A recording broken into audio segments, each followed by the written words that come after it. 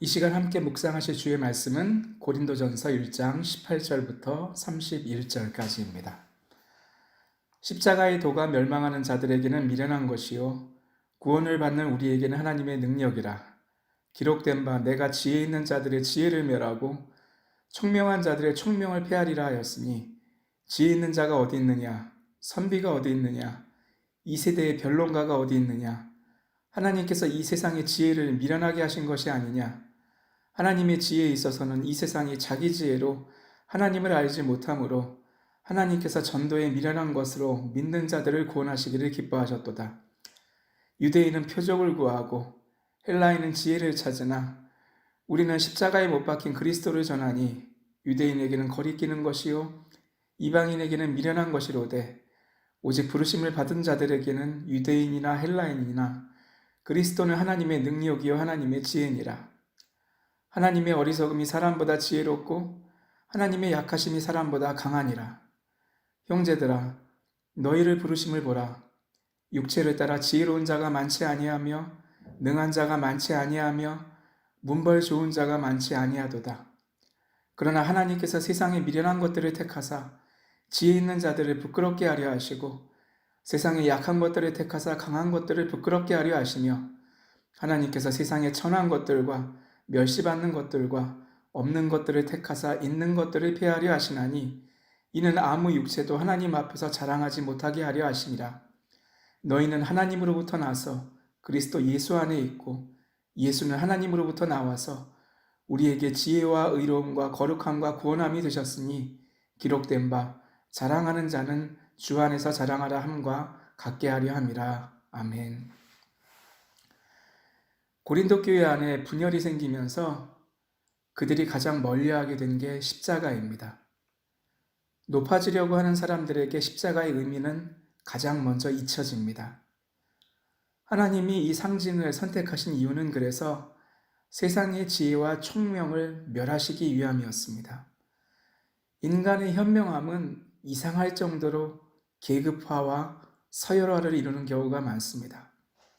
가장 평등을 주장한다는 공산주의조차 마찬가지입니다. 만일 사람의 지혜가 인간의 구원을 가능케 한다고 합시다. 그러면 계급 없이는 구원받지 못하게 될 겁니다. 하나님이 세상에서 가장 낮은 십자가를 선택하셔서 사람의 지혜를 무너뜨리기로 결정하신 것은 그러므로 낮고 연약한 사람들을 위한 가장 좋은 일입니다. 그래야만 모든 사람이 주님을 겸손히 알고 구원받을 수 있기 때문입니다. 이 십자가를 전하는 방식도 세상 방식이 아닌 전도의 미련한 방법을 쓰게 하셨습니다. 오늘 본문에서 전도로 번역된 케리그마토란 헬라어 단어는 우리말로는 선교, 전파, 설교 등의 모든 걸 포함합니다. 이는 사도가 살았던 시절 유대인들과 헬라인들에게는 미련하게 보였습니다. 바울에 따르면 유대인들은 항상 표적을 먼저 구합니다. 저희로 치자면 증거 제일주의입니다.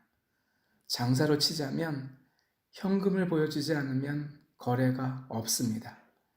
매우 옳아 보이는 이 증거 제일주의의 가장 큰 약점은 세상에서 가장 중요한 일들은 증거나 표적으로 증명될 수 없다는 데 있습니다.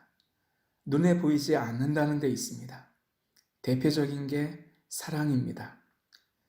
옛날부터 사랑을 증명하기 위한 많은 방법들이 있어 왔습니다. 예를 들어 결혼에 막대한 돈을 쓰며 화려한 예식과 온갖 보석들로 치장하기도 합니다. 그런데 그게 사랑을 보증하지 못합니다. 사랑에 있어 유일한 표적은 서로를 향한 믿음입니다. 증거 제일주의인 유대인들에 반해 헬라인들은 지혜를 구했습니다. 여기서 말하는 지혜란 인간을 설득시킬 수 있는 능력을 뜻한다고 알려져 있습니다. 말과 글의 능력, 육체의 능력, 그리고 이성적 능력입니다. 화려한 연설 능력은 특히 그들에게 중요시 되었습니다. 그러나 우리는 세상을 공부하며 분명히 알게 되었습니다. 모든 사람이 이 일은 100% 논리적으로 맞다 주장해도 나중에 보면 틀리는 게 얼마든지 나옵니다. 그래서 가장 이성적인 사람들이 가장 어리석은 결정을 하기도 합니다. 예를 들어 결혼하기 전에는 이벤트가 중요하고 상대가 얼마나 나를 잘 설득하는가가 중요하게 생각되기도 합니다. 얼마나 말을 잘하고 예의 바르며 제스처를 잘 맞추어 주는지를 보기도 합니다. 그런데 그게 실제로 사랑을 보증하지 못합니다. 하나님은 구원에 있어서 남에게 보여줄 증거도 없고 언어적 화려함도 없는 사람들을 일부러 택하셔서 그 안에 복음이 있게 하셨습니다. 질그릇 안에 보화를 숨겨두셨습니다. 예수 그리스도는 그렇게 우리 옆에 찾아오셨습니다. 오늘도 그리스도인들은 이를 찾아 나섭니다. 남들이 보기에 이상할지라도 보이지 않으시는 주님께 기도하고 그분의 말씀을 묵상하고 찬양하며 나아갑니다. 그 가운데 내 안에 주님이 주신 보물이 무엇인지 깨닫게 될 때 우리는 스스로를 부끄러워하지 않고 오히려 우리 안에 선물해 주신 그 복음을 담대히 발견하며 기뻐하며 누리며 전하며 나갈 겁니다.